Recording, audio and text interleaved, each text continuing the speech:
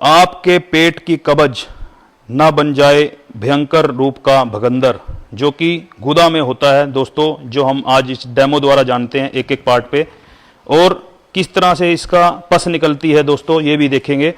देखिए ये हमारा एनस है और इस एनस के अंदर से जब भगंदर की पीड़िका हो जाती है या भगंदर आता है तो उसमें से कैसे हमारी पस निकलती है वो मैं एक थोड़ा दिखाना चाहूँगा। ये देखिए आपकी, ये देखिए ये पस निकल रही है ऐसे। पेशेंट कंप्लेंट करता है कि डॉक्टर साहब मेरी कहीं कहीं से पस निकलती है, जैसे कि यहाँ से दिखाया, कई बार इस रास्ते ऊपर वाले रास्ते से, कभी अंदर से, कभी बाहर से। अब मैं थोड़ा सा और दिखाऊं तो देखिए इसके अंदर हम अंदर से भी दिखाना चाहेंगे आपको किस तरह से हमारी पस निकलती है गुदा के अंदर। ये देखिए दोस्तों, ये गुदा के अंदर से पस निकल रही है लगातार और पेशेंट को दर्दनाक होती है ये, और ये आदमी को ऐसा महसूस कराती है कि जिससे मरीज को अपने में ही एक ग्लिच लगता है, उसको लगता है कि मेरे अंडरवियर खराब हो रहे हैं और मेरा सारा सिस्टम खराब होता जा रहा है। इसके अंदर दोस्तों ये देखिए हमने जैसे दिखाया इस डेमो से, अब ये हमारी लेग्स हैं और लेग्स के बीच में ये एनएस है और ये हमारी 3 भगंदर पीड़िकाएं हैं। इन तीनों भगंदर पीड़िकाओं में से जैसे हमने पहले इधर से दिखाया, फिर गुदा में से दिखाया किस तरह से है हमारी भगंदर का, कैसे एक हमारा ये क्या रूप लेता है। अब मैं थोड़ा सा आपको दोस्तों इस डायग्राम से समझाना चाहूंगा। ये देखिए दोस्तों, ये हमारा एनएस है। इस एनएस के अंदर दोस्तों ये हमारी एनल ग्लैंड होती है, ये एनल ग्लैंड। इस एनल ग्लैंड के अंदर दोस्तों होता क्या है, हमारी एनल ग्लैंड के अंदर इन्फेक्शन हो जाता है, जिस वजह से हमने ये जो लाल रंग से दिखा रखा है ये हमारा फिस्टुला का ट्रैक है दोस्तों। ये एनल ग्लैंड में इन्फेक्शन होने की वजह से हमारा भगंदर का जो रास्ता एक बन जाता है, जिसमें से दोस्तों कचलऊ आता रहता है, पस आती रहती है, मरीज को दर्द होता है। इसका होने का मेन कारण क्या होता है दोस्तों, ये देखिए मैंने एक दूसरा भी दिखा रखा है। ये 2 तरह का रास्ते होते हैं दोस्तों, एक तो स्पिंक्टर के अंदर इंटरनल स्पिंक्टर और बाहर के स्पिंक्टर, यानी अंदर का जो छल्ला और बाहर का छल्ला, इनके बीच में से भी कई बार हमारा भगंदर हो जाता है, जैसे कि हमने लिखा भी है इंटरनल स्पिंक्टर और ये आउटर स्पिंक्टर, एक्सटर्नल स्पिंक्टर।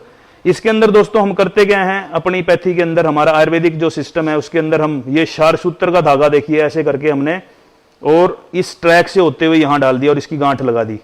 जैसे कि दोस्तों मैं इसमें आपको दिखाना भी चाहूं, ये क्षार सूत्र का जो धागा होता है वो ऐसा होता है। अगर हम उस डेमो से देखें तो हमारा ये धागा यहां से जाकर और ये इसमें से होता हुआ और ये यहां बंध जाएगा ऐसे।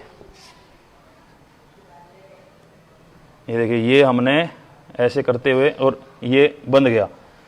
इस तरह से दोस्तों हमारा ये भगंदर का धागा ऐसे बन जाता है और हमारा जो मरीज है वो हर हफ्ते इसकी सीटिंग लेने के लिए आता है, क्योंकि इस दवाई का जो टाइम होता है 1 हफ्ते का होता है। मैं इस पे थोड़ा सा आपको दोस्तों, जैसे मान लो आज एक मरीज का ये हमारी गुदा है और इस गुदा के पास में ये दोस्तों ये हमारा ट्रैक या फिस्टुला की ओपनिंग हो गई है और इसका रास्ता ये है। इसमें क्या होगा दोस्तों, हमारा मान लो ये 7 सेंटीमीटर का धागा है, तो 7 सेंटीमीटर में होगा क्या दोस्तों, हमने धागा जो डाल दिया 7 सेंटीमीटर का डाल दिया, इसमें 1-1 सेंटीमीटर हर हफ्ते मरीज का रास्ता कटता जाएगा और पीछे का ये हील होता जाएगा, यानी भरता जाएगा।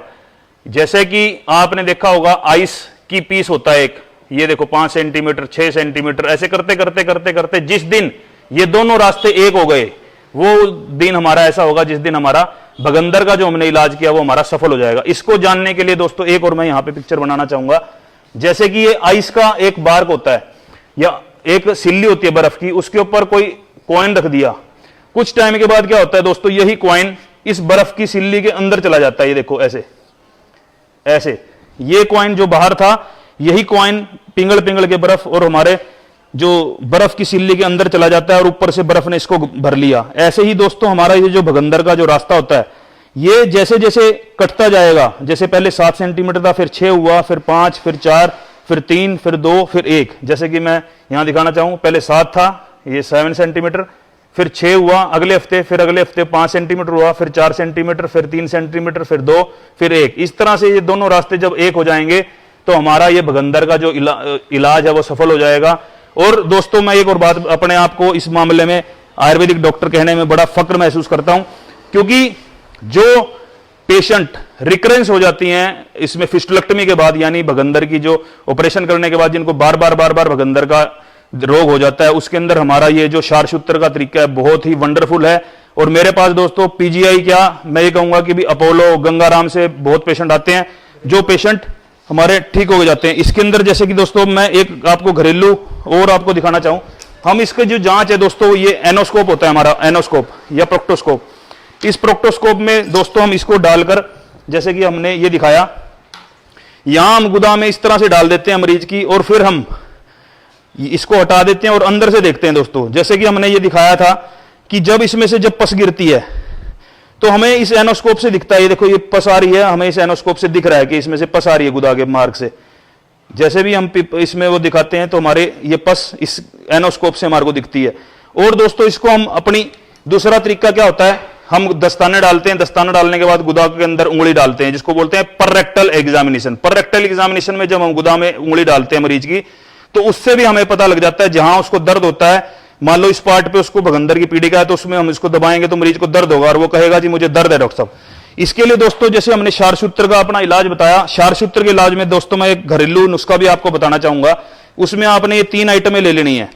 ये दारू हल्दी है दोस्तों, ये देखिए दारू हल्दी, और ये दोस्तों जो हमारा है ये हमारे आखी के पत्ते हैं, जो कि आप कहीं भी जंगलात जो मौसम होता है वहां पे सब जगह पॉसिबल होते हैं, ये सब जगह लगे होते हैं। ये हमारा नीम के पत्ते हैं दोस्तों, ये नीम के पत्ते भी हर जगह अवेलेबल है। इन सब को आपने मिक्सी ग्राइंडर ले लेनी है दोस्तों, उसमें कूट के एक चटनी बना लेनी है। इस चटनी के अंदर जब दोस्तों आप इसको लगातार कूटते हैं तो कूटने के बाद इसका क्या होगा दोस्तों, एक पेस्ट तैयार हो जाता है। और उस पेस्ट को अगर आप भगंदर पीड़िका के ऊपर जब लगा लेंगे तो भगंदर पीड़िका के ऊपर लगते ही हमारा ये बहुत अच्छे से काम करता है, क्योंकि नीम जो होता है एंटीसेप्टिक, एंटीबायोटिक का काम करता है। आखी जो होता है, आखी के अंदर क्षार होता है, ये क्षार उस भगंदर पीड़िका को गला देता है। और दारू हल्दी, जैसे कि नाम से ही इसका वो है कि दारू हल्दी, यानी हल्दी का इसमें टाइप के इसमें तत्व होते हैं, और ये हीलर का काम करता है बहुत अच्छा। तो इस तरह से दोस्तों ये सब चीजें मिलकर जब एक पेस्ट तैयार हो जाता है, और जब ये पेस्ट हमारी गुदा में लगता है तो बहुत अच्छा काम करता है। आपको दोस्तों जो मैंने ये सारी की सारी जो चीजें बताई, इन चीजों का आप हमारे शारसूत्र सेंटर में करनाल में भी आ सकते हैं और हमारे से संपर्क कर सकते हैं। धन्यवाद।